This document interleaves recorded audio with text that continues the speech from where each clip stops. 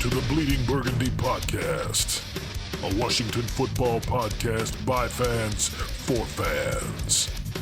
With your hosts, Jesse Martin. You want to play what? Okay. Say hello to my little friend. John Taman. Quiet, numbskulls, I'm broadcasting. And Keith Gray. The King, your Majesty.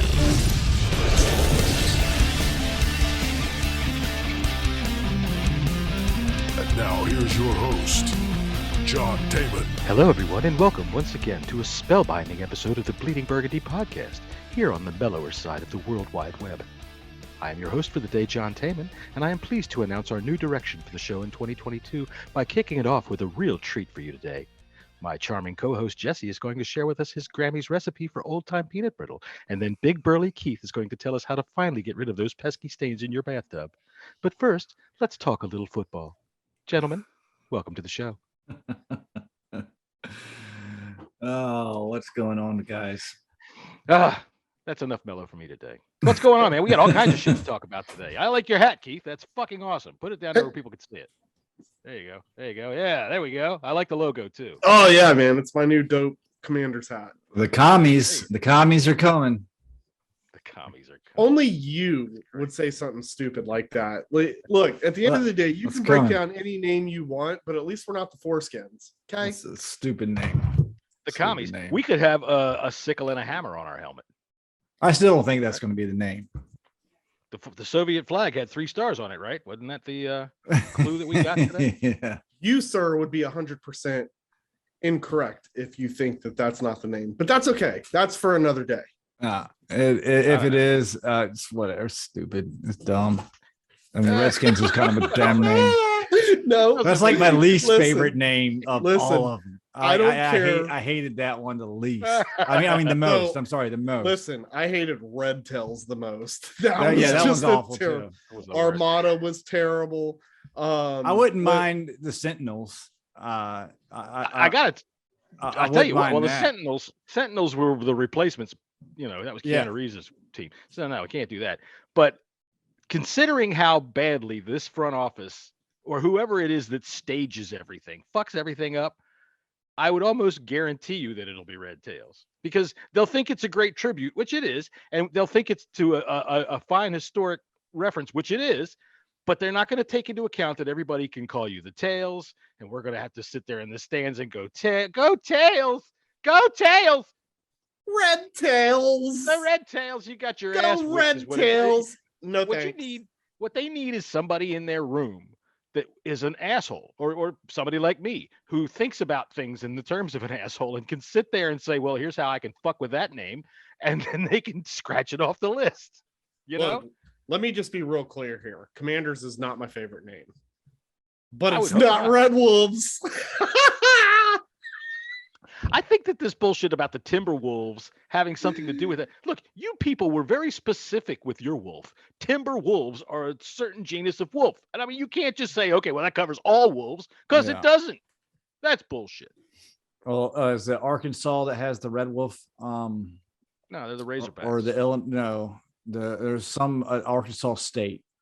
Okay. Yeah, it's Arkansas State that has the Red Wolf mascot, and they were unwilling to give it up. That was early on in the process. They even put out a press release saying that they wouldn't want to share their what if we're trademark. The red foxes? What if we're the foxes? Go foxes! Well, you did take a picture of a deer earlier, didn't you? I did. It could be a couple of deer hanging out deers. right by my fence. Yeah, that was pretty cool. Right in my backyard. Somehow my beagle did not see them. He was too interested in the snow, and he didn't see them. So they got away from him that time. Anyway, all right. So we jumped right in on the name. So we might as well continue there with the name. And Commanders, I could live with Commanders. It's not the worst. It's not the best, but there's never going to be the best or the worst. So it's just something that you get used to, and you'll be used to it before you know it. It's a tough name, man. It's like you can't shorten it whatsoever. That's without good. saying, well, why not? Yeah, we always used to call the Redskins the Skins. I mean, the Nats are Nationals are the Nats, the Wiz are the Wiz, and the Capitals are the Caps. And that goes with what they call the Wiz. Do you really want to be the Wiz? Why not the Comms? How about the Manders? Manders? Hey, the Manders are cut. The Manders are going to be playing. The commies. The commies are coming. The commies kind are of in forces town. you to say commanders. That's just too. That's too many syllables. It's stupid. It's too many syllables.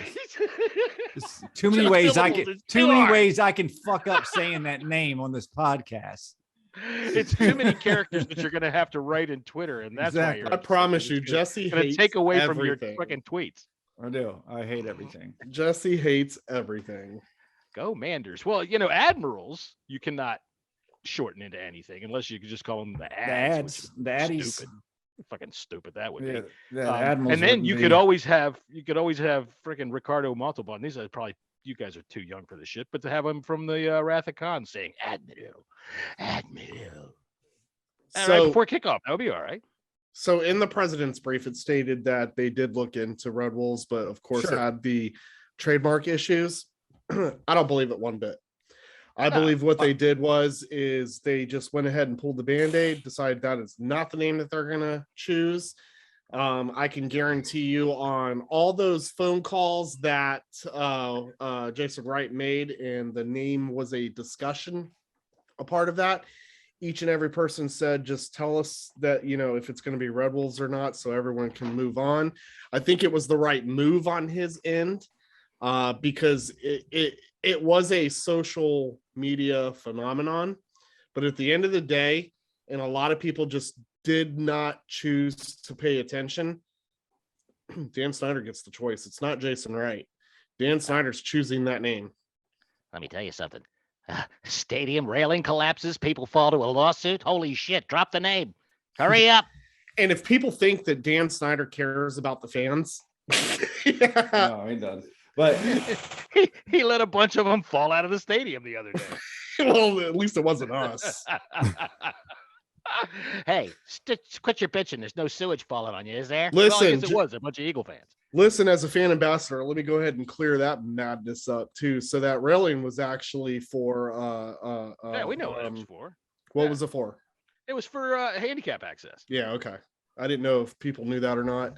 But yeah, it's handicap access. It was actually security's fault for letting those people even hang on that railing to begin with. Yeah. Security did not do their job, and somebody definitely lost their job after that. It wasn't like it was broken, or if it was probably put on. The rail wasn't secured like it was supposed to be secured, for one, because you could boil that back to Snyder too. Because he fired Roadblock Taylor in the fucking offseason. And if Roadblock would have been there, those people wouldn't have been up there. I mean, I was in a suite, so I was good. The thing about that is saying, okay, it's a handicap access railing and all that, whatever. It's also a point where a bunch of people could fall out of the stands. They have access to it, whether they're not supposed to or not. It shouldn't, it's a point where you could have a catastrophe. I mean, granted, they aren't falling very far, but in that area, you need something a little more secure, I think. Yeah, I would agree. I mean, if you're gonna let fans go there, then security needs to make sure to do their job to make sure that they're not leaning on it. Simple as that. It's unreasonable to think that the tunnel that the players walk down, the fans aren't going to hang over the fucking railing. That's what they do. What I'm saying is it may not been like put in place like it was supposed to be put in place. Like I didn't see any broken pieces to it. That's why I'm talking about like this, like how secure the rail was. I think it was because people have hung on that rail time and time again when players from the opposing side, they go down into their tunnel. People are always hanging off the rail, giving them high fives, wanting them to sign stuff. So I'm thinking it was when they take that off, someone just didn't put it on properly and properly secure it. It should have been a permanent fixture if that's where it was going to be. If you got to be able to take it off if it's a handicap access, you got to be able to all that stuff right there it's all removable. Why is it removable? I mean, why not just if that's where the ramp is going to be? What do they put one in there because they find out there's a person in a wheelchair coming to that section today, so they put one in there? I'm just possibly asking. Yeah, that's what I from what I understand. So what happens to the railing that was supposed to be there in the first place? At the end of the day, you don't let 20 people hang over it. That's a lot of weight bearing on it. I mean, simple as that. Security could have just, pushed those people back. They do it in our section. Yeah, that's people like go over to the rail. That's like we use like chicken wire to secure the edges of a bridge. And if you drive off the bridge and die, well, fucking hey, well, you're not supposed to hit it. You know, fans are going to do what fans do. That should have been the way I look at it is this. Also, you guys saw Jalen Hurts' note, right? And you see these people are now, ow, it hurts. I got a lawyer. And I say this, good. Any fucking nail that you can use to hammer onto Dan Snyder, do it. Any goddamn thing that there is that can be hammered onto Dan Snyder, do it. Yeah, those people will get paid for something if they do it. But that video showing them of getting right back up and holding their phones, and it's not going to hold a lot of merit. But whatever. Either way, man. It's just one thing after another, and then people are saying we're releasing the date of the name because something else happened, which this was planned weeks last ago. Week. About 5 minutes ago. Listen, I knew last week. Yeah, I knew last week that they were going to drop the news during the week right before Giants. I do recall telling you that they are going to release the name of the team in Super Bowl time, and you were like, no, they'll do it around the draft because they want to market it with a quarterback. Super Bowl time is when they do all of this shit. That's when the whole league is watching, the whole world is listening. Everything's tuned to the NFL at that point. Well, I can tell you they do plan on doing. I was right. They do plan on doing an event at FedEx for the Sunville. So yeah, well, I mean, that's great. Get everybody to come outside in February the 2nd when it's fucking 2 degrees outside. I'm going. It'll probably be fucking 16 inches of snow on the ground too. Shut up, John. I'm going. Fucking commanders. I'll be there to eat. Let's go. That's how they'll write the new fucking theme, the new fight song. Commanders. Whatever. Yeah, this is going to be interesting, though. I mean, if you really think about this whole rebrand, who cares what the name is? I mean, we're speculating Commanders right now, obviously, because everything else has been crossed off at this point. But, I mean, there's not a whole lot of choices left here. But it's going to be interesting to see what do we do as a fan base. We had the hell to the Redskins. We cry and bitch and scream. What else? No. Well, I know that, but I'm just talking about adding new tradition. Oh, I have one. We can. Let's do that. Well, of course, we all want to do that, but it's just going to be interesting to see how this new rebrand kind of develops through time. Well, see, that's how tradition begins, because when the team starts to win or when something successful happens, what happens after that is where tradition is born. So right now, our tradition is sitting around going, this sucks, that sucks, fuck everything, it sucks. That right now, that is currently whatever the Commanders' tradition is until they change that. But if something happens and they win, like go to the playoffs and win a couple of playoff games, and somebody writes a song, that's when those traditions will start. How did we develop the Fight for Old DC? It was, I know the story. Some redneck wrote the song. I think some girl wrote it. Some woman wrote it. I think it was, I don't know. Tex Schramm bought it and would give it back to George Preston Marshall, and that's who cares. No, I was just interested to see, to know how that developed. I'll probably look into that. You want to write a Commander song, there, Keith? No, I don't want to write. I don't want to write anything. I don't really even care about a song to begin with. But you guys cannot deny, right? Well, I don't know about you, John. I don't know what you heard on TV, but you can't deny hearing the Eagles fans chant and spelling out Eagles. Well, and then screaming Eagles. And I know it's a simple concept, but you can't deny that that's not pretty badass to hear an entire stadium do.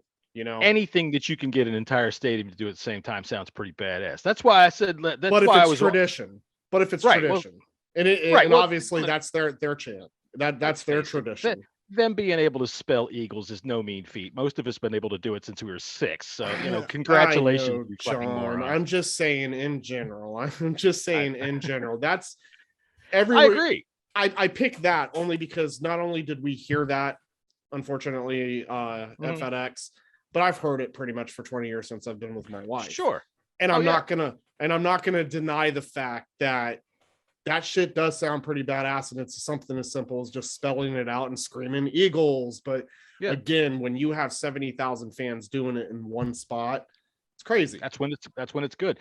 So we're not spelling out Commanders. That'll take forever. That'll take a whole time out. That's right. No, I need the a crowd cheat- I have need to a go. cheat Wait a minute. What sheet do you for mean? that 2M? one. We got to call timeout for that one. I need to carry a cheat sheet for that anyway. So, Okay. what about these uniforms, man? Well, the I can't tell little anything from what sneak. I've peek seen. They're that mock-ups. they got. Okay. They're mock-ups. Well, so no, you can't those are get- the real. Those aren't are mock-ups. stitched. Those are the real Yeah. deal. No, they still said there's They're some showing work to little be done. tiny snippets. Yeah, they're still saying that there's still some work to be done, but that burgundy with the gold numbers, I did like that. I didn't care about the 3 stars. That I'm didn't glad. that didn't move me. I hope because I'm not everybody- from DC. I hope everybody hears this. I am glad we're not going to the stupid ass, the real gold coloring, because it's I fucking agree. ugly. It's so I fucking agree. Doesn't ugly. work right. So you're I would talking like about it. FSU colors? Yeah, Yeah, I agree 100%. It's horrible. I If don't we mind it as over- an alternate if you were to do it as an Yeah, alternate like they were doing. We do it once. It's our throwback jersey. It has that the Yeah, but it looks more like mustard. It looks like freaking Golden's mustard. It doesn't look gold. If you're gonna go gold, you got to go full chrome gold, like the Notre Dame helmets. Those look pretty fucking cool. Well, that's why I've never liked the term burgundy and gold, because I didn't feel like that was true gold. I mean, that's mustard. I mean, we're burgundy and mustard. I mean, let's just be honest. Well, That's the color. be honest. I like it, though. There's I different like it, shades. though. There's different shades of gold. I mean, look at your Crayola box. I know, but when you think gold, dude, you're not thinking mustard gold. Come on. Now, is this the Crayola box that has the built-in sharpener or not? yes, it's got it. It has the You were one of the cool kids in the neighborhood. Yeah, You had yeah. the one with But the You know sharpener. what I do like though, Jesse, answering your question on the uniforms. I've been screaming it for years, even as Redskins fan. I've always wanted to have updated uniforms. Yeah, absolutely. And that I think was necessary. You weren't changing tradition by doing that. I mean, some people would argue that and say, well, that plain style was tradition. Okay, I get that. But a lot of teams have moved on from that style and look, and they went with more of a modern look. And Sure. some of it looks good, some of it doesn't. But when you look at like teams like the Chargers or even the Rams, let's stick with the Rams. Their uniform combinations are pretty badass in my opinion. And I know when you look at their uniforms and you see that weird, I don't know what material that is. It's like a rubber almost. Yeah, like a rubber. Kind of weird. Yeah. It is kind of weird. But again, that's your new modern type of look. And I'm not saying we go that route, but I do like the idea that we are going to have an updated look. I think that the uniforms are going to look fire out on the field. Now, That's cool. That white and burgundy though was a little weird. I think if we go red tails, we ought to make the ass of our pants bright red. I'm dead serious. We might as now well. there is I wouldn't know if it's an argument or not, but there's two sides to the helmet. It looks like there could be an alternate black helmet, but it also could be, and I think Hog Farmer Joe was saying that it was just the lighting that made the maroon helmet look black. But I've been screaming for this for years. I would like a black alternate uniform. Well, for a couple months now, I was told Commanders was definitely the name, and I was also told that they would go with camo alternates, and if that's the case, the camo alternates could go with black. But again, in that video, as you can see, everyone investigating every little frame of Jesus it. Christ. There's a reflection in the window above Ron. That's it. I got an impression for you of everybody sitting up at Redskins Park looking at everybody on Twitter trying to discern things from reflections in the window or how it reflects off of Ron's hair. Mind you, the team did this on purpose. We can get them to do anything. The team did this on purpose. They know the truth. I know. They know the minute that was dropped and released, people were going to take screenshots, zoom in. I mean, come on now. I'm not making fun of They did anybody all for of this doing on that. purpose. I didn't like It's fun. it is. I didn't like fun. the W wrong with it at all. Of the screenshot. I really didn't care for it. I like this. I wanted them to keep this W. I think they do. It almost is. It just looks like, from what I've heard, is that the 2 points, they've got them both facing they're both facing inward on the top of the W. Yeah. Well, just like that screenshot that I took, I don't know if you guys saw my tweet in one of the first Making the Brand, they actually showed a W with the Pentagon in the middle, and they showed it going inside. Now, I don't particularly like that specific logo, but I didn't mind the idea behind it if you were going to go with, Commanders as a name. And I kind of like, though, how the outline of it was a shield. I do think that there's so many different ways that they can go with this. I think the W is going to be the predominant logo, in my opinion. I feel like, but you could be like teams like the Ravens who have multiple logos. I mean, they've used their old one and they still put their old one on their shoulders. There's a lot of the different first things. One too. Right. In a couple of years, I'm sure we don't even know what it looks like. We're talking about a reflection in a window. Right. Teams tweak their uniforms all the time. Look how many times the Bengals have tweaked their uniforms in the past 10 years, probably 6 times. The Lions too. Joe the Lions Burrow tweaked their logo. Yeah, Joe Burrow got his nameplate ripped off the other day, and he looked pretty badass running around out there. Yeah. Just number 9. Ravens got multiple logos though, and so what they do is every time they change, they still keep the history of their old logos with their uniforms, and I really like that. But like when they first came out, their helmets were terrible. I hated that logo. Yeah. It was a shield logo. Yeah, it wasn't good, but. They've progressed, and I think that this is what's going to happen too. Is now that we don't have the Native American logo for so many years, they can actually play around with our logos now because it's not an official tradition yet. You know what I mean? Yeah. Look, I'll tell you what. I'm going to give you a nice rabbit hole to fall down one day when you're sitting around bored and you ain't got nothing to do. That's every day for me. It's Chris Creamer's sports logos. Chris, no C, just CRIS Creamer, like coffee creamer. Chris Creamer's sports logos. This dude has compiled logos of every sports team from every sports franchise going back as far as they've got, every alternate and everything. And man, you can find some cool shit in there. He's got a good site. It's fun. Yeah, there was a lot of old school logos that I think we talked about this on one of our other episodes. That I didn't even know that there was alternate logos for like the Packers or I didn't learn until a couple of years ago that the Browns actually had a logo, a little fairy. Yeah, is that what it is? A little fairy? Looks like it is. And now he's playing quarterback. But he's cool though. He's cool looking, and it's different. And I'm actually surprised that team doesn't market that more than they do. They try to, but nobody. It's a little sprite. Nobody cares. It's a brownie. Yeah. That's what it is. For one, you'd have to explain to everybody what the hell a brownie is. Yeah. And nobody cares. So they went the route where they're not going to have anything on their helmet. All right. So anyway. We still don't know what the hell's going to be. We're just speculating on all of it. I do like the way that you've done your logo, though, Keith. I think that's a pretty fire-looking logo up on there on the hat there. Put it down so everybody can see that again. I think that looks pretty cool. Oh, yeah, man. Dope. All right. Dope. Right. This has 1995, bleedingburgundy.com. You can come and get one. Yep. You like the green in there? That's like the military, green. The back bill here, it's got, oh, no. It's this one isn't the camo one. I'm just saying, it is what it is. All right, so there was a football I tried game telling people, hold on before we get into that football game. Go ahead. Please. I tried telling people in camp, and I even told Jesse, I said, I lost sleep over this shit. And I was tweeting it, and I was telling everybody, Commander-in-Chief, nobody was talking about this shit, right? Because everybody was on that Red Wolves bandwagon, and I'm just here to say... It's not right. Hey, that reminds me. It's Giants week. Fuck you, Daniel Jones. Keith's weekly pat on the back. That's right. Just notice though, he patted himself with only one finger. I like that. And it's not weekly, Jesse. It's daily. Come on. Okay. Yeah. There you go. All right. So as I was saying, we did have a football game on Sunday. Was that a football game?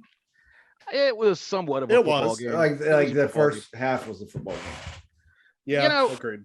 Yeah, we're always, as usual, going to boil it right on down to the quarterback. And I think we saw 2 Heinekes in that game. There was one that in the first half that stepped into throws, used the pocket, stayed in there, stepped in and made throws. And then there was the one in the second half that started fading off the back foot and throwing these jump shots. And, I mean, there's a lot of blame to go around for why they lost the football game. But the obvious thing is you can see, again, why he is not very good at what he's doing. Bad habits don't change. That was an extremely disappointing game. I didn't want to win because I was trying to push for playoffs. I just wanted to win for pride. Just to fuck Philly. That's why.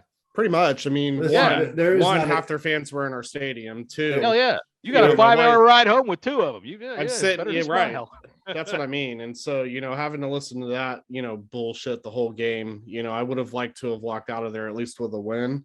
But instead, I legit got harassed in my own stadium. And when I say harassed, it was pretty bad, man. It was pretty bad. Like, it was embarrassing. Like, I should not be treated like this on our home field. It's Philly fans.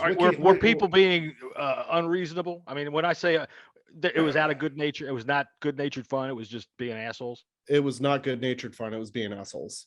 And they were making fun of me for what I was wearing. I got laughed at by a group of people. All I did was just keep it walking. Then as we're walking down the long stretch to the parking lot, was getting trashed for what I was wearing. I know this drunk girl started saying something, then I said something back. I had to refrain myself at one point, just because it was like every angle that I went, it's not like Jesse where we normally sit, where you can immediately be out of the stadium within 30 seconds. Yeah. Like in the third quarter with Jesse, right? Yeah, with Jesse. Yeah. Jesse was probably gone at halftime. I left with 5 minutes to go in the third quarter. This one was tough because, again, we were in the suite, so we were saying goodbyes to everyone. And then there was a line for the elevator, and I'm like, no thanks, we can walk down the stairs or the rampway. The ramps, right? Yeah. So by the time we did that, I mean, you had nothing but Eagles fans there. They were all over the place. It was depressing and frustrating and upsetting to know that I was at my home field getting harassed by Eagles fans. Well, and you've got 2 kids with you. Yeah. You know, this is the thing. That's why I say I don't like that kind of shit, man. I don't like these people that can't hold their fucking liquor and they get starting in fights and shit. You people are adults. I'm happy to say that this year I have not seen nearly as many stadium fight videos come across my timeline. I hate that shit. Actually, there was a bunch of Eagles versus Eagles fans getting booted out of there. That was getting reported. So, I mean, they're a bunch of idiots. There you have it. You know what I mean? Yeah. But I just think ultimately overall, it wasn't necessarily what was being said to me by multiple different people or being made fun of. It was just the simple, embarrassing fact that this shit was happening in our own house. In our own house. Correct. Yeah. And whether you win or lose, if you win, great. Have a good time with it. No need to be disrespectful. I'm not disrespectful to anyone when we win. You know, I stick to my own crowd, mind my own business. But unfortunately, you know, you're not going to get that, and I get it. But I would expect that if I were going to the lake. I would not expect that in my home. I get tired of the fact that you have to expect it anywhere. Yeah, you know, grow the fuck up. Grow the fuck up. Your football team is not your dick. It really isn't. And if it is, Jesus Christ, I fall back on the grow the fuck up, and that's the way that is. And I'm sorry that happened to you. That sucked, because you did have a pretty fucking cool thing that happened pregame. You got to go out on the field and hold the big flag with your son. That was cool. I did. That was super cool. The funny part about that, though, is he did have Eagles gear on, and none of them having it. They were like, bro, you're going to have to switch your sweatpants inside out, and you're going to have to put on they gave us these shirts as we were coming in, so he had to wear one of these.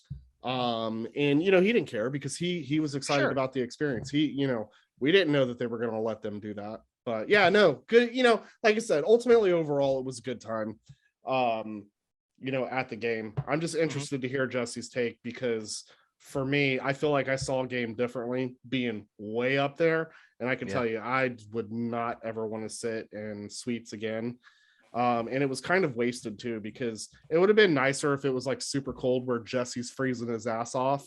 And it was nice. It was a nice day. Oh, it was shorts weather. Yeah. I mean, it was crazy. Yeah. So, but anyways, I mean, yeah, it was nice to be able to see the game at a higher level to where you could know if it's a first down or not. You know, usually in our section, Jesse, we kind of got to wait here and there a little bit to see the calls. But really, to be honest with you, as a fan, for me, I was completely disconnected from the game. I would have much rather have been hanging out with that guy. Yeah. Yeah. Did you see Kyle? Was Kyle in his picture? Yeah. I saw Kyle. And I hope he didn't get mad about what I said on last week's podcast. About Kyle's in general.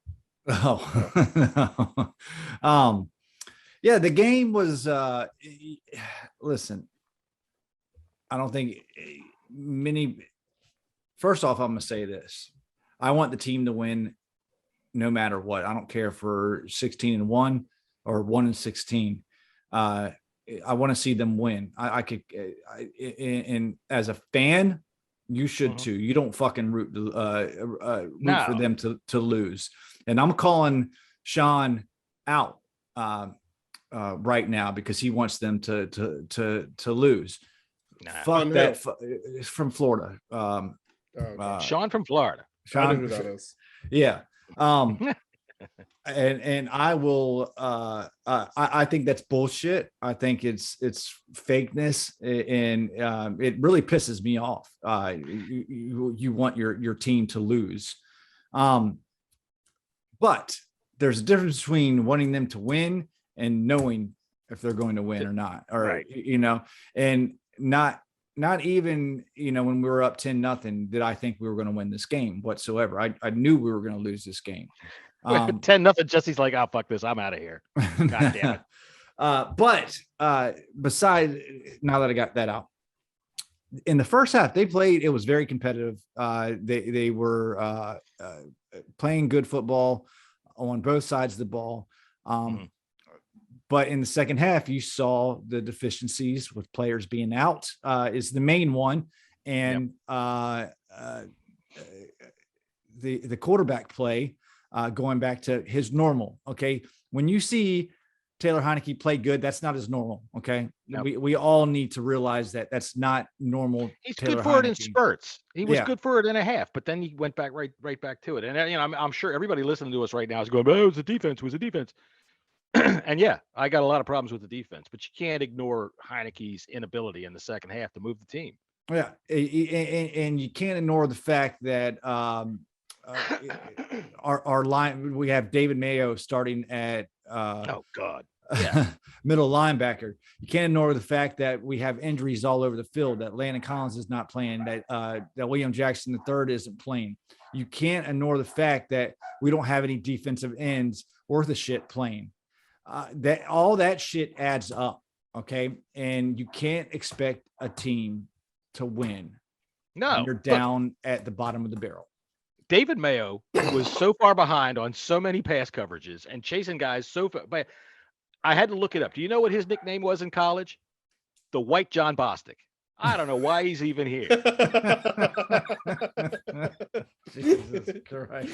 It's terrible. So why is he going in there? I know. It's what the whole point is. It's stupid. And I think it was Sean got mad at me yesterday because we were talking about the Ryan Kerrigan, kerfuffle here, right? Oh, let's get into that too later. Yeah, we will. We'll get into that. And I said that we didn't give it a tribute to Jeremy Sprinkle either, right? And Sean was like, "What the fuck did he ever do?" I was like, "Dude, it's a joke. Relax. It's just supposed to be absurd." But David Mayo, why is he getting so many snaps over Jamin Davis? And when you hear Ron Rivera say yesterday, I guess, that we have to figure out the best place that we're going to put Jamin, and it's like, dude, it's week 17. You and Jack Del Rio are both linebackers. This is a first-round pick, and you aren't even letting him play with slow-ass shit in the diaper David Mayo running around trying to figure out where he's supposed to be. He made 2 plays on Sunday, and everything else was just an embarrassment. And you can't tell me that frankly, I would have rather seen our first-round pick out there floundering around trying to learn the game rather than watch that shit show running down the field, chasing after everybody. It was terrible.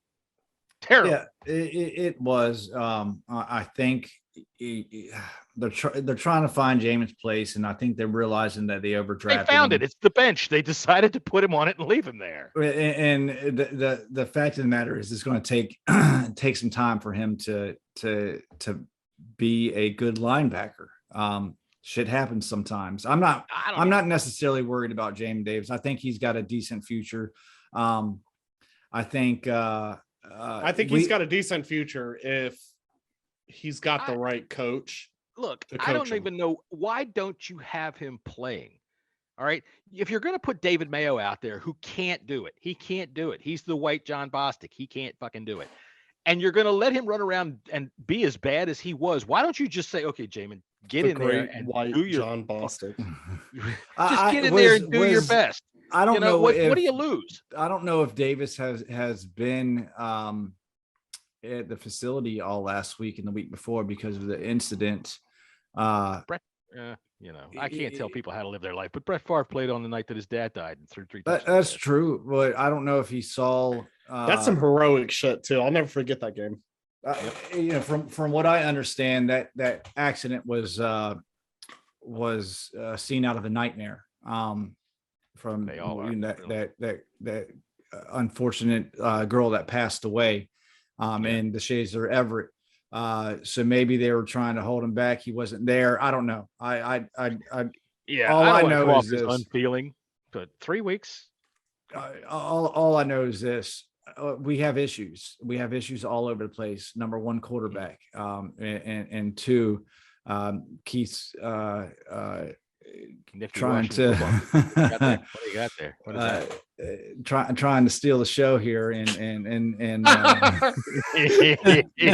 oh, is that your fan ambassador football? That's my game ball. Sorry, Jesse. Go ahead. I was just trying to. It's all about Keith, everybody. It's all about me. Go ahead. That's right. I'm sorry. I was just wondering. Have you guys ever gotten a game ball? I don't know. I think I saw that. Like you retweeted it like 6 times on Twitter. So okay, he got it for undoing some bolts that were holding on a railing. That's what he got. We almost creamed Jalen Hurts. Could you imagine if somebody would have landed on Hurts? This thing is nice though. I mean, it's not official Duke. You know, can't you know? But apparently that's not okay. Go ahead, carry on. That's a signature ball. That's what you do with it. Now you go get one of those other quarter panels painted white, and that's you're good. Keith's gonna sign it. That's what you're just giving him an idea. No, listen.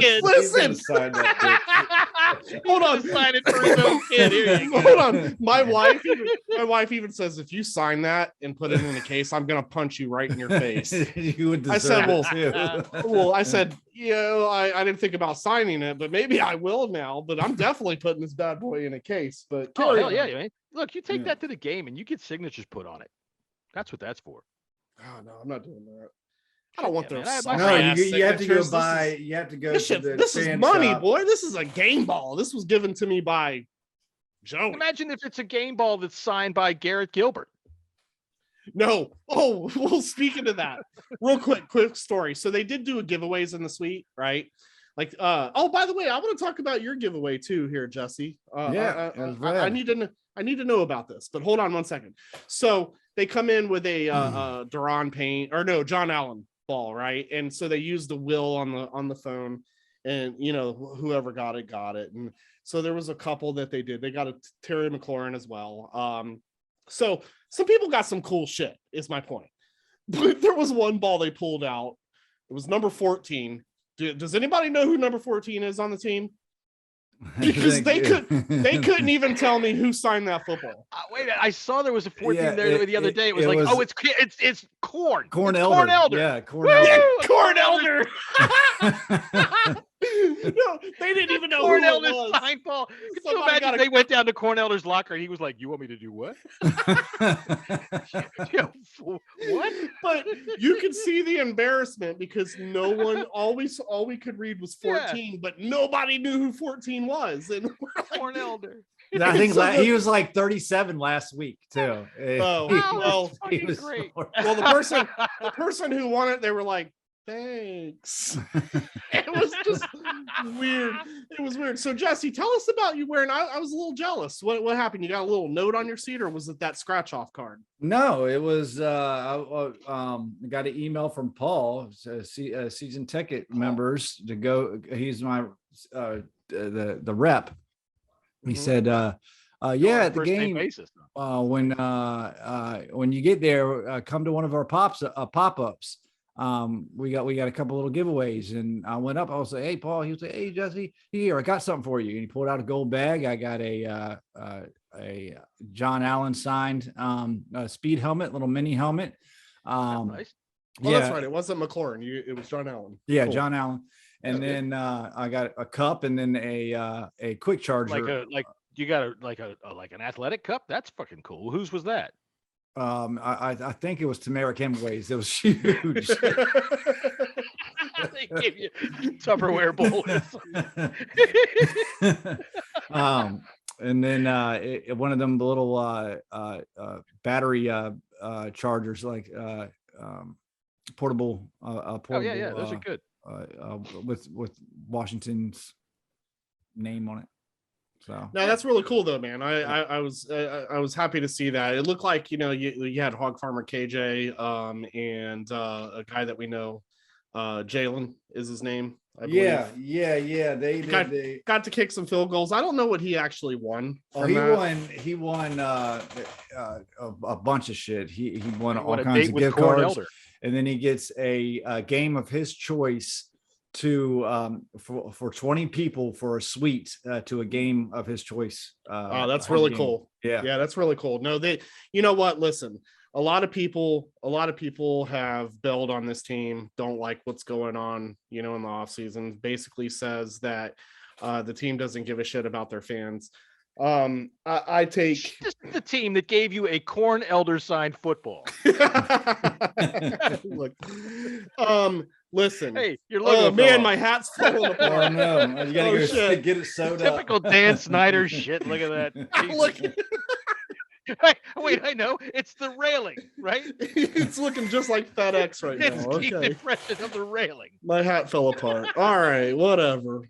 I don't know. I guess just my point is my point is it was really cool to see a lot of people get a lot of cool stuff, man. It wasn't just exclusive. Yeah, they had the there's tickets. Yeah, The nice. ticket I got was 20% off of at vending. I was like, well, I get 50% off vending.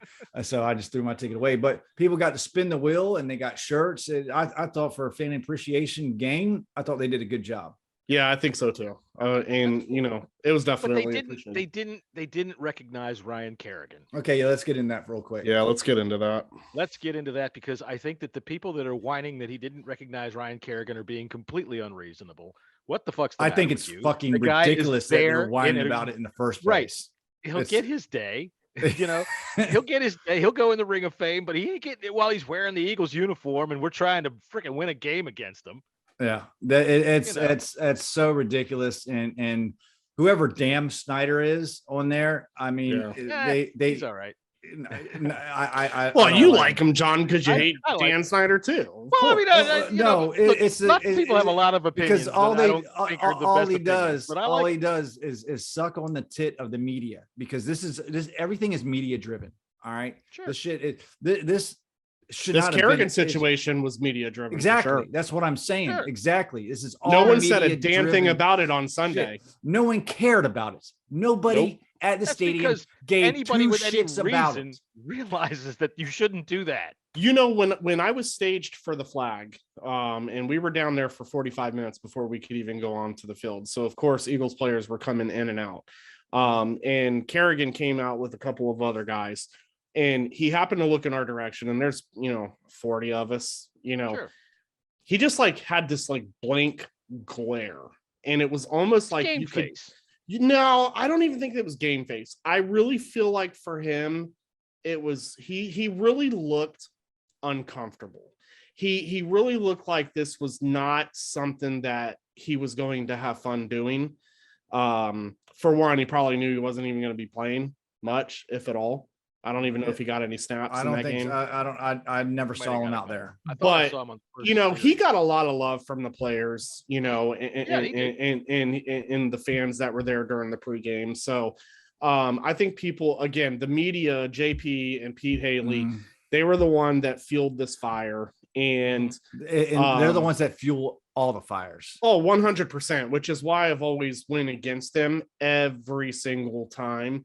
Over the years, and why I hate local media. It's really honestly how I've got my Twitter started to begin with, because I would rebel against, local media. Look, I get that they have a job to do, and I get that there's certain things that they do to want to create conversations on social media, so that way they could use it as talking points on their show.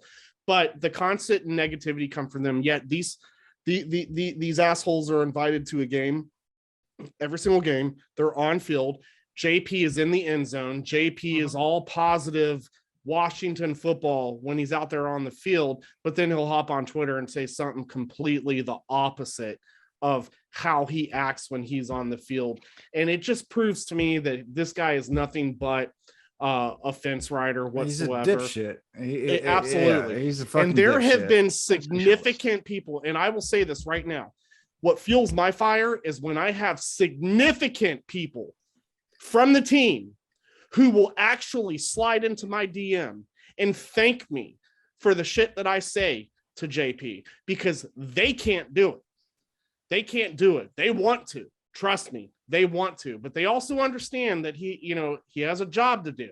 But I just find it interesting how you'll sit there on our field in the end zone talking to the crowd, trying to pump us up, but then you'll sit there and play that negative bullshit game on Twitter, and people just eat that up. That up. That's exactly what I told. So this Kerrigan situation was fueled by those two guys. Yeah. And those two guys is really what started it. And because everyone is negative about losing, right? And I don't blame them. I mean, no one wants to lose, right? We're all negative. Oh, no. There's people that want to lose. Trust me. I know. For draft spot. No, I understand what you mean. You mean we're all negative because of the amount of losing. We're all conditioned for negative, but and for them, sensationalism sells. Negative's easy. You get people upset and you get them pissed off. It's easy to field calls about that shit. So yeah, I completely agree, because nobody who is an actual football fan, and I'm talking to all of you, you're not going to want. Why do you want to honor your rival at that moment? He'll get his day. He'll go in the Ring of Fame, and he'll have a better celebration. It'll be a better thing. You don't need to do that, and nobody would do that. All right, nobody would do it. Okay, Kerrigan's going in the Ring of Fame.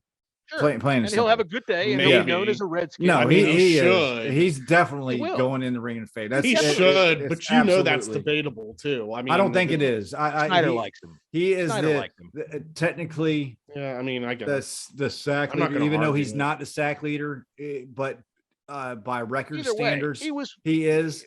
And he was he was the longest tenured Redskin that we had here for a very, very long time. Right, and when you tell that, for the Hall of Fame, it's always, can you tell the tale without talking about them? And for the Ring of Fame, can you tell that era without mentioning Ryan Kerrigan? Yeah. And you can't. I mean, one of my favorite things about Ryan Kerrigan is that he picked off Eli Manning on his first fucking game and scored a touchdown with it and made Eli Manning go, "Oh, that was good. What the hell was that?" I love it. Yeah, no, he'll get his day. And this bullshit about expecting them to do some honor 30 seconds at halftime for no. And other teams do not do now. this. He's a rival, right? Other right teams, now he's a rival. I mean, they expect us to roll out the red carpet for fucking Kirk Cousins to have a whole goddamn halftime the next time that he comes in here. Fuck off. He's already been here, and as a matter of fact, the last time he was here and he won, he acted like an asshole about it when he was leaving the field. Yeah, this absolutely 100%. Well, let me say this: if they would have done a 30-second thank you to Ryan Kerrigan, been okay, but whatever. I'd have been okay with it. Yeah, I'd have been okay with it. I'd have been like, all right, whatever, cool. I mean, it's not going to be displayed on TV, but if it's front fans. But my argument was 75% of the fans were Eagles fans. Eagles at this but game. Even still, right? it's not a negative that they didn't. Right. It wouldn't be a negative. But that's that they the did. thing. Every single one of these people that complained were just people on social media being fueled by the media. And none of them would ever would be coming to a game anyway. It's another reason for fans to say, look at the shit show. Yeah. Look, this is, they botched another one. I mean, I follow 3,000 people plus. That's all people were saying. Then there were people like, finally, when I came out and I tweeted some stuff, there were people who agreed with me 100%, and that's all well and wonderful. Unfortunately, I had tweeted, and I want to clear this up for anyone who did read it that may be listening. When I said 75% of the fans didn't even go to the game, that wasn't a knock saying that you guys aren't real fans for going to the game. Look, there's millions of fans. I'll be 100% honest with you.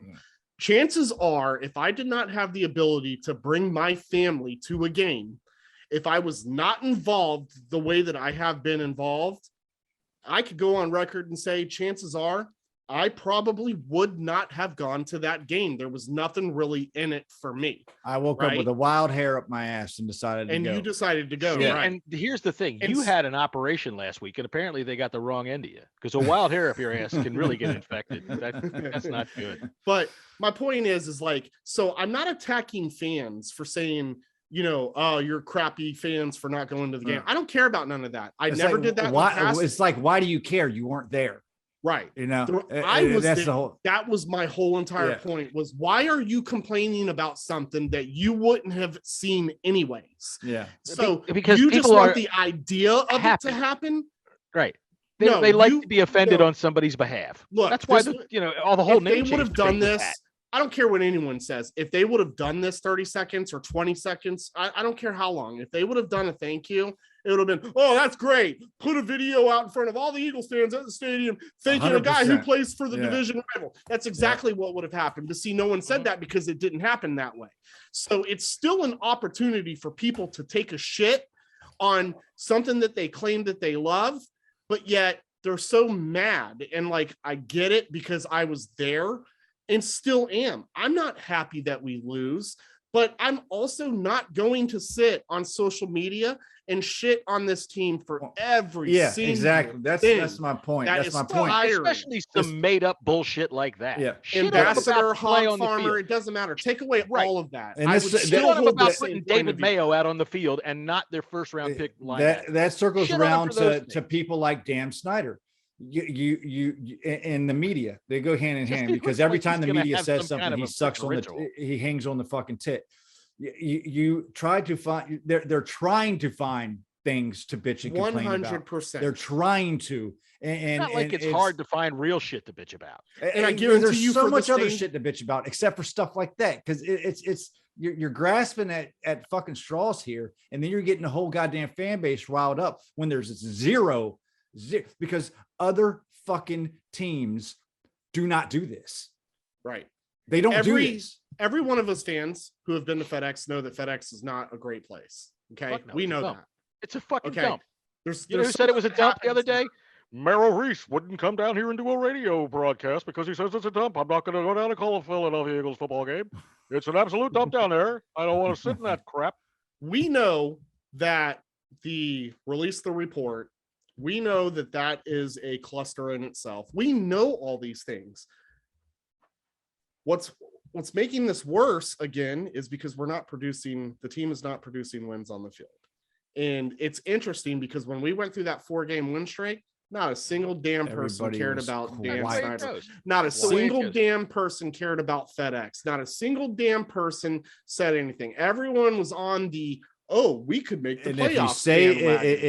If you say you did, you're fucking lying. Right. Well, I always 100%. I wake up in the morning hating Dan Snyder. Well, I know. We know that we're talking about the talk. Is the talk. And fine, people can hate Dan Snyder all they want. Like I don't think he's a good guy either, right?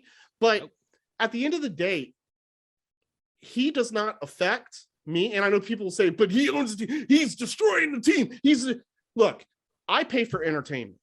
And my entertainment that I pay for is to watch professionals go out on a field and bash each other's heads in, right? Catch footballs, throw footballs, smack guys around, commit penalties. Like that's the type of shit. That's what I pay for my entertainment for. I don't really care where my money goes to. Okay. If it goes to Dan Snyder, great. Enjoy it. Well, he's a billionaire anyways. Right. And they don't understand that he's going to make his money anyway, even if all of us stay home, because the NFL shares profits and they make fucking $115 billion. They just signed one last year, and Snyder gets a 30-second of that. That's plenty of money. Well, it's the same thing with merchandise. They all share revenue on the merchandise. They don't understand that, okay, you can stay home all you want. He's still going to sell tickets. I tell you this, I fucking believe it in my heart that when you see how many Giants fans and Cowboys fans, all at Eagles fans, Snyder has these little fucking companies he has bus services and he sells blocks of tickets and says travel packages. Let's go. Booze cruise on up to FedEx. Come watch your team. I heard somebody had said, now whether this is true or not, I have no idea, but it's usually a pretty good indication that a random person on the internet says something that it's true. But a lot of Cowboys fans had come up on a couple of buses from Carolina, which is right within that corridor where if you want to make some money and you can't sell tickets to your own fans, you do that. You go up to Philly and say, okay, here's a party bus. We'll take you down. We'll bring you back. This is in no defense to Dan Snyder whatsoever. I'm not defending this guy at all, right? No, fuck him. But he donated $25,000 to that ESPN reporter that passed, and now that his child, I guess, has no parents now because mom passed away as well. I don't know which one you're talking about. Who are you talking about? I don't have the name. I wasn't prepared to actually. I didn't think I'd talk about this to know that information, but Google it. They quietly donated 25,000. Right. Well, that's nice. Now that is nice, and again, that is not a hand clap for Dan Snyder. That's not me saying, "See, guys, he's a great guy." But again, these are things that are not talked about, and don't get talked about because no one cares, and that's fine that no one cares. But when it comes to anything horrific that happens, it's all right back to the shit show, the clown show, the circus, and again. I don't really know 100% what angle I'm trying to go with this. All I'm just saying is that people can be unreasonable. They're complaining and bitching to bitch. That's it.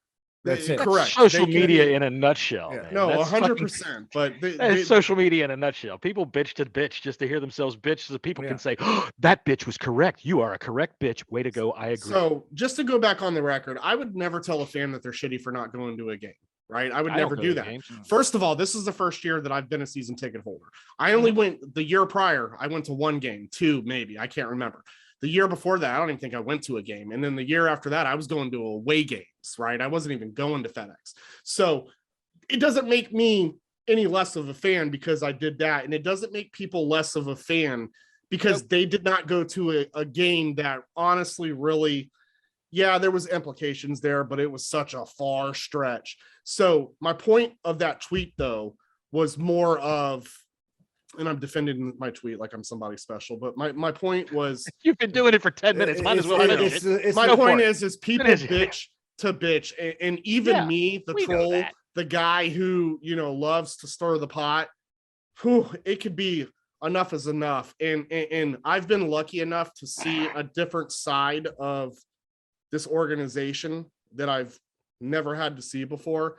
There are people who are put in place but really nobody wants to see it. They don't want to see it. Okay. I know. And this goes to the media too. These people do care. Joey cares. I know. Jason cares. All these people care, man. It's just they're working with what they have. And so it's extremely frustrating to know that when I have collaborated and done some things with these people, and I actually got to hear from their own mouths how much they care and see the passion that they have. Yes, it's changed my point of view of how I used to be in the past, because there are people that are put in place that do care. They're just doing the best they can with what they're working with. That's it. And by the way, speaking of that, it's nice to see that the ghosting is over. You and Jason made up. That's nice. Yeah, that was good. I was really worried about y'all too. Because whenever they mention the president's briefs, I always think about that pair that he gave you. Souvenir. That was actually cool how that worked out. I was walking back to the flag. And he had his mask on, and you didn't see him say, "Oh, Jesus Christ!" He was behind me. He was behind me. I didn't know. I'll be 100% honest with you. The way that I got pulled back. Please, I hate when you lie to me. Well, from my overalls, there was legit forced pullback, right? I honestly thought it was my nemesis, right? I truly did. Your nemesis. Because up in the suite, I actually saw where he was sitting. He was 3 sections over from where the hog farmer sat. Dr. Yeah. Well, I saw him. I knew for a fact it was him because he was holding his banner and all that. But anyways, nothing.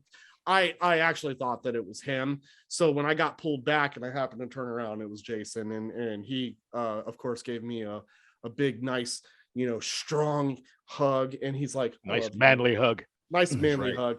And he's like, I love you, man. He's like, what's going on? He was just excited, to see me. I was excited to see him. And, the love will move on forever.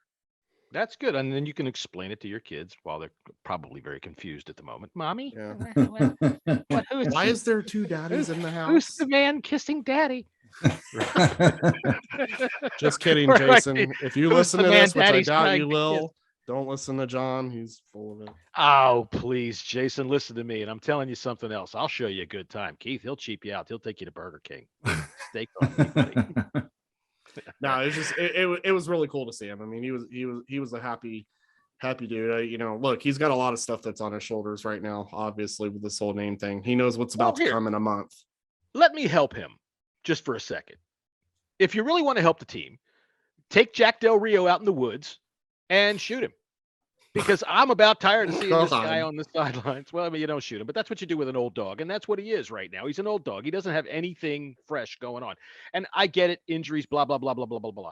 But it everything boils back down to the decision making. What in the hell are you doing?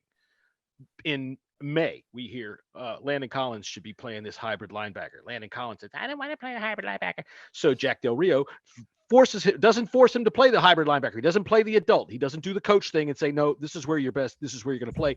For 7 weeks, he wastes time with that shit. The defensive line, he completely mismanaged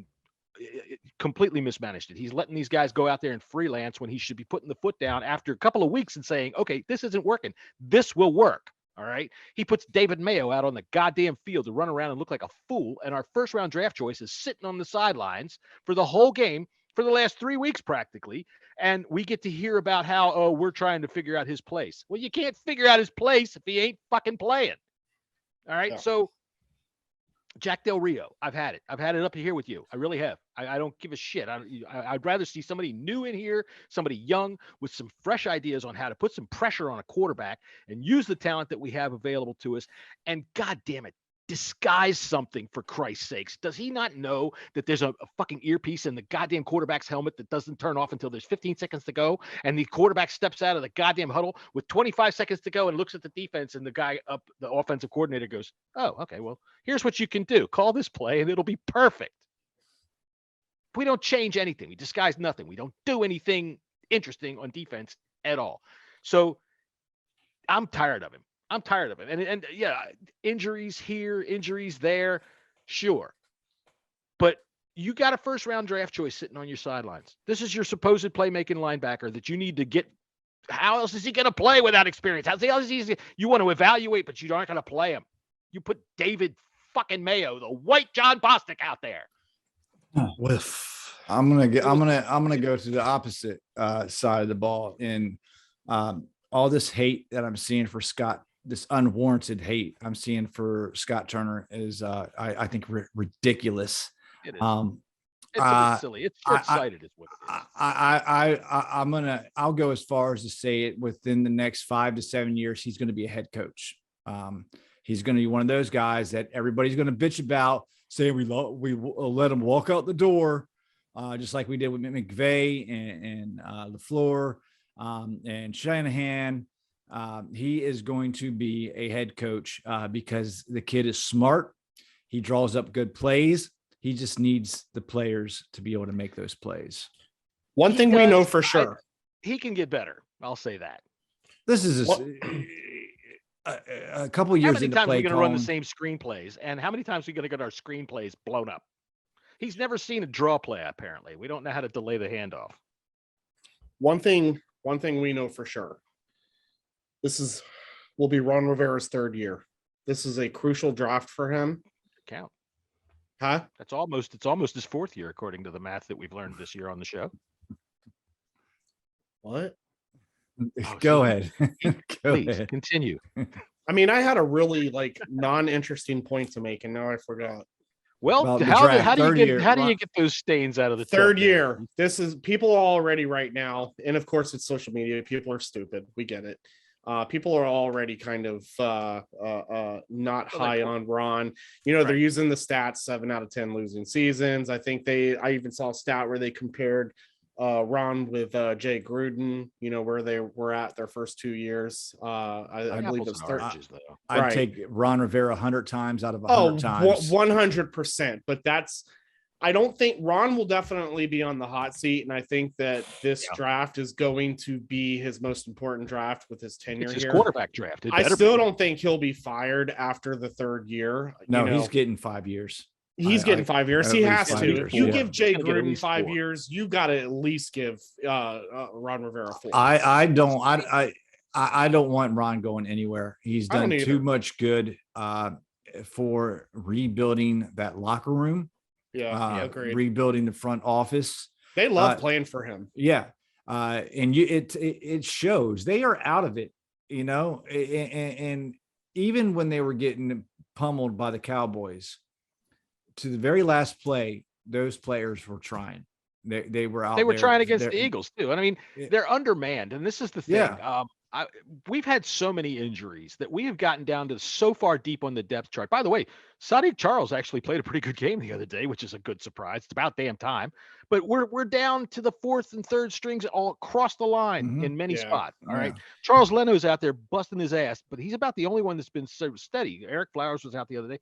So that's the thing. When it comes to injuries, yes, everybody deals with injuries and everybody has to deal with, how they do that. But when you look at how much of this roster we have used, how much of it we have absolutely used and gone to go get players off the practice squad to fill in holes, it's been remarkable that they've been as competitive as they have. Sure. It hasn't really been all that competitive. And when you say, yes, all teams do, I had a discussion with somebody yesterday about, they said, well, the Titans have had this many injuries and look at where they are. And that's true. But their roster is better than ours. So when they have a quarterback, and who gets hurt and when makes a lot. Look, the fact of the matter is, and I'm going to go back to Scott Turner on this. Give the man a quarterback. Yeah. Let Scott Turner be able to open up the playbook. Okay. Because plays are out there to be made, but the guy does not have a quarterback on roster to be able to make those plays. And I guarantee it, man. It's plain as day when you're watching the all 22. You can just tell, you can see open plays. He schemes people open all the time, but his quarterback can't understand and gets too flustered. I don't know what has happened between the first few games of the season. He was wide open, but then he went into a kind of a lull and just lost confidence. Maybe he lost some confidence in himself, but he's just not making, and he has a noodle arm. Let's not forget that. Last year he had Alex Smith and Dwayne Haskins. Get the fucking guy a quarterback that can make all the throws, make all the reads. And this is very, very important. Fucking reading the goddamn field and reading the defense. And I think he's been okay at that at times, but there's other times that he's lasered in on somebody. And you're right. The playbook has to be cut significantly because he can't get it outside. Who was it? I think Disco said the other day. Have you ever seen the last time that they said that the Redskins or the Washington football team ran a deep out? It's because he can't. He can't throw it. He can't do it. Our deep out is like 11 yards. Well, I think the best advice I can give to anyone that's listening to this show, if quarterback is in our cards, which hopefully it will be, it has to be. One, set your expectations low, because if he ends up being the starter for the season, we can't expect much out of that. And two, don't listen to all these draft gurus who have all this bullshit to say about every quarterback. I mean, at the end of the day, just let the pros draft the guy that they think is going to be the guy. Get behind this guy, and let's hope that he can be I don't even want to say a franchise quarterback, because we use that term way too much and it hasn't happened for us in years, but just a quarterback that a competent quarterback, right? A guy that could just come in and play. I'm not even looking for elite, right? I mean, that would be nice, but they don't grow on trees. There's maybe 5 of them in the whole entire NFL. But just let these people, don't listen to anyone on social media. There's been so many people that's been wronged by so many people. Look, when Herbert was in the draft, not a goddamn person on Twitter even talked about that. Yeah. You know what I'm saying? Look, all these people that are breaking down film about quarterbacks, and listen, if they were that good, they'd be on an NFL team or doing some scouting at some point in time. They're not. I like the fact that everybody on Jesse's Twitter talks like a stupid dog on a cartoon. Because they're pretty much stupid dogs. They're all stupid dogs on cartoons. Especially at the quarterback position, it's such a crapshoot anyway, because it's such a change from college to pros. And frankly, I think that one of the things that we're probably going to discuss much more in depth, I think that, as always, where you're coming in and the situation you're coming into means a lot to how successful you're going to ultimately be with a rookie quarterback. And if our team can stay healthy, as put together last year, with the exception of Fitzpatrick, who should be given the door, see you later, nice try, good play, way to play 14 snaps, get the fuck out of here, you're done. Then we've got a roster that it can give him what he needs. We've got decent tight ends, which is the best friend of a young quarterback. We've got a good running game, which is the best friend of a young quarterback. We've got dynamic wide receivers if they can stay healthy. Yeah. And if we get Jack Del Rio's old antiquated ass out of here and bring in somebody that knows how to put some pressure on a quarterback, we can have a defense that can prop him up. We're not like Jacksonville was last year, bringing in Cher or whatever his name. The last thing that I don't want to hear from people on Twitter is any more talk about Kenny Pickett's hands being small. Oh, shut up! I said that yesterday. I'm worried about those hands. They're very small. Oh, John, shut up! Very small. Who cares? What? Dude, he's got to grip a ball. Well, has it affected him in college? Stop. It's a smaller ball. Oh, it's not that much smaller. It's not that much smaller. It's really not. Give me a break. It's really not that much smaller. People talking about the man's hands being small. Listen, I'm concerned about that. Like you're a draft scout. Shut up. Right. Excuse me. Let me say it the way Jesse. Shut up. I was breaking down film the other day. You sit at a desk and you audit line items all day long, but you want to talk about somebody's small hands. I'm not talking about you. I'm talking about the people that I've seen on Twitter. Shut up. You rake leaves for a living, and there's nothing wrong with that. Leaves need to be raked. But I don't want to hear some guy who rakes leaves for a living tell me that they're really concerned about Kenny Pickett's hands being small. Shut up. Well, I'm a graphic designer, and I'm concerned about Kenny Pickett. Yeah, you're that guy that sits at the desk and look. There's but you're concerned about someone's small hands. We'll talk about this later, but there's multiple quarterbacks that I would be interested in seeing in a Washington football uniform coming out of this draft. And I also want to say, Jesse, sorry to cut you off. You're good. Right? No offense to you cool Twitter people that are going to be going to this 2022 Senior Bowl, whatever it is, and you're learning how to write up drafts. And I wish you the best of luck with that. But no offense, I'm not listening to you. I don't care about your quarterback input. I don't. You know why? Because half the people on Twitter are wrong. They have been wrong. All these years, they're wrong.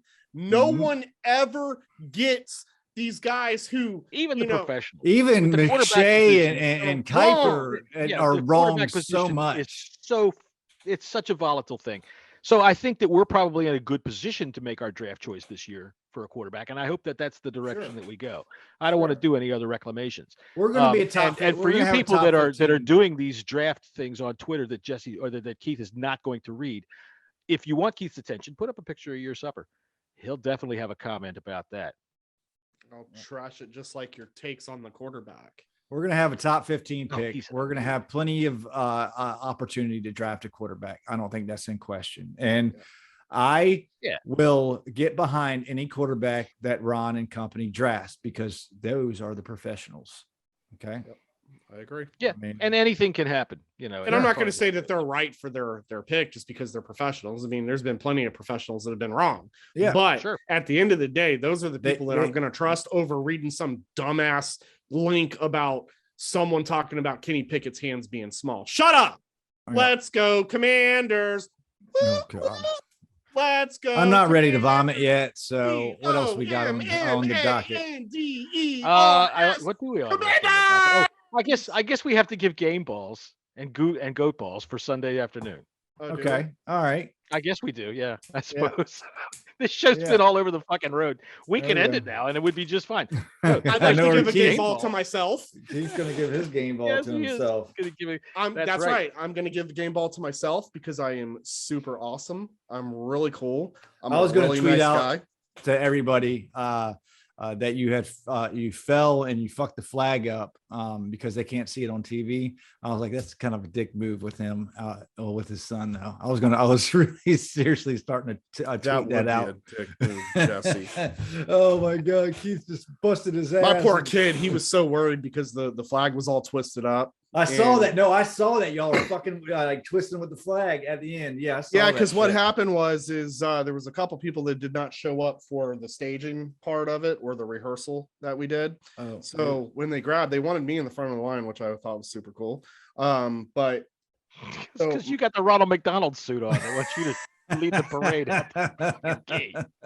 No, John, they chose me to be first because I'm a good guy. Anyways, yeah. So my poor kid. Jesse, did you just hear that say, I'm a good guy? My poor kid was so worried about messing up, and I felt bad for him, but it all worked out. But yeah, some of the people that showed up when they were holding the flag, they just weren't. It was labeled. We had to tell them, hey, okay, blue, this side, white this side, type of deal for the handles of the flag. Mm-hmm. It all worked out, but my poor kid, he was so nervous about messing up. Y'all did fine.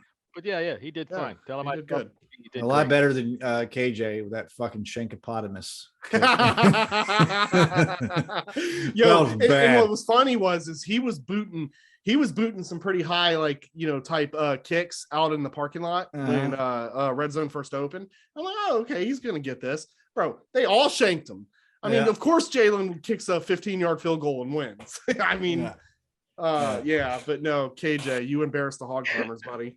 Way to go, dude. So way to go, KJ.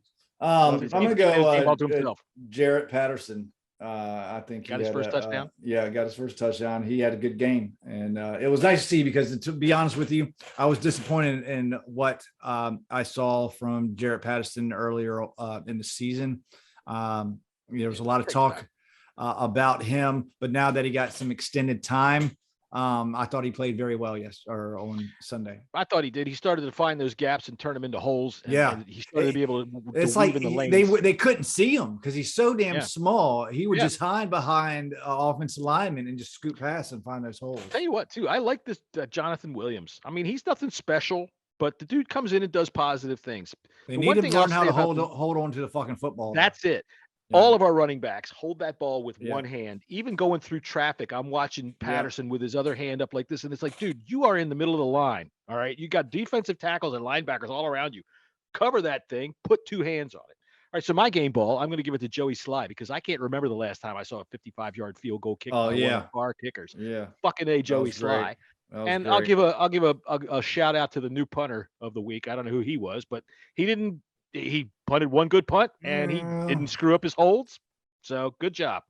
Hey, coming in off the street, not bad. Yeah. Didn't mess his stuff up. All right, goat ball. Keith, who you got? Yeah, Heineke could get that for that stupid ass interception at the end. Yeah, that was a bad throw. Did you think that was pass interference? No. Jesse, did you? What's that? The throw to Bates at the end where he got tripped up and it was intercepted. Yeah, I didn't think so either. No. I thought that's incidental contact all day long. They're not going to call that. There was a play earlier in the game where Fuller was beat, and he literally kind of just dove at the dude's feet and acted like he tripped him. I thought you got away with one there, bud, because they could have thrown the flag on him, but nope. Just incidental. He fell down and his hand hit the dude's foot. I appreciate the effort. I mean, Heineke did get us down there. I mean, we had a shot, but we didn't get it. And it is what it is. And not only was it a bad throw, but it was in the too tight of coverage, man. Yep. You got to make a better play there. You got to make a better read. And that's another thing with Heineke. He can't make tight window throws anyways. He's made one or two. He made that one to Cam Sims. That's the only one I can think of. It. Yeah. That was a sweet one. That goes on his highlight. You've got to be able to do that on a consistent basis, and he doesn't have the arm strength to do that. And even to that one to Cam Sims, that wasn't like that was maybe a 12-yard pass. So it was less than that. It was like 6-yard pass, but still, that was tight. Now, speaking of tight ends, real quick, Ricky Seals-Jones. I haven't seen any updates on him this week. I see. That was like right across from my seat when I saw that, man. That was so strange. You heard it. You heard the contact with the cameraman. They showed it from that camera as he came in.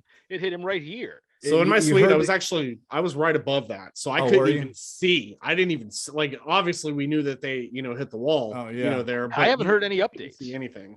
Yeah. You heard him hit the cameraman, then you heard him hit the wall. It's like, they took him out on the stretcher, right? He was out. Yeah, they did. Yeah. They carted him out. But see, the thing that worried me about that is he didn't give any thumbs up. His feet were like a dead man's feet. They were just kind of flopping there on the cart.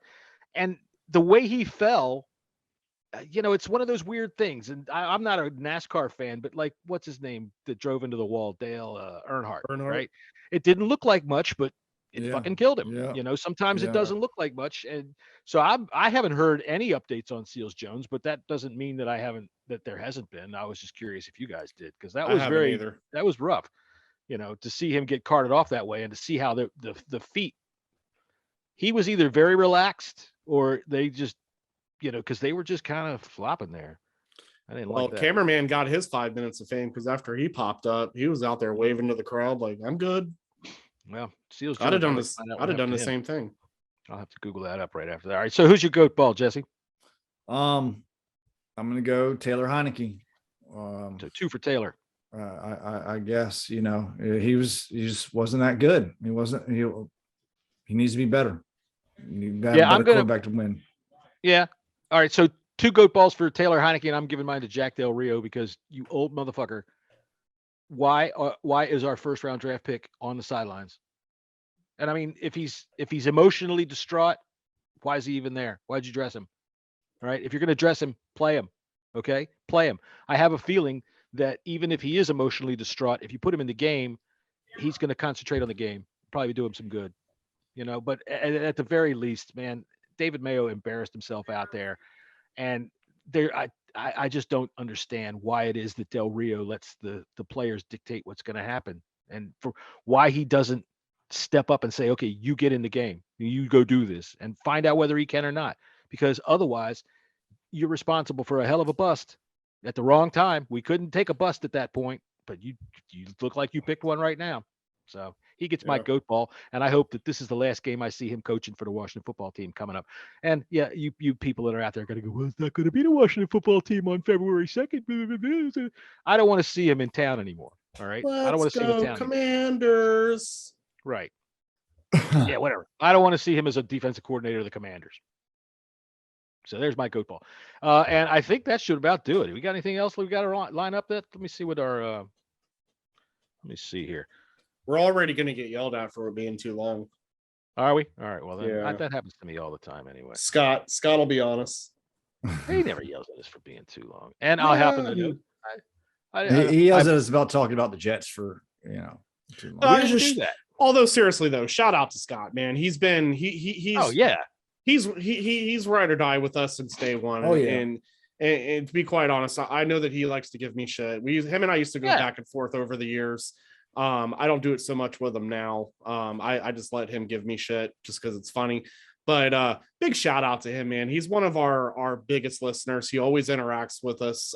So Scott, if you listen to this episode, buddy, thank you. We really do appreciate your generosity and your time. Yeah, everybody that listens and your shit talk. And your shit talk. Absolutely. I especially like the people that interact with us. Sean, even though we yelled at you earlier in the show, we love you, man. Yeah. So stop rooting for the team to lose. Just don't do that. And Sean's look, Sean hasn't changed over the years on Twitter. I followed him for a long time. Sean is a glass half empty guy, just like I was. Right.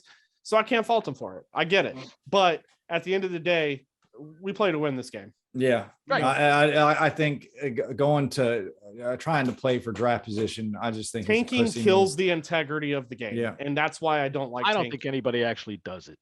I don't think so either. Besides the Eagles, and you saw what happened to in that situation, Doug Peterson. Right.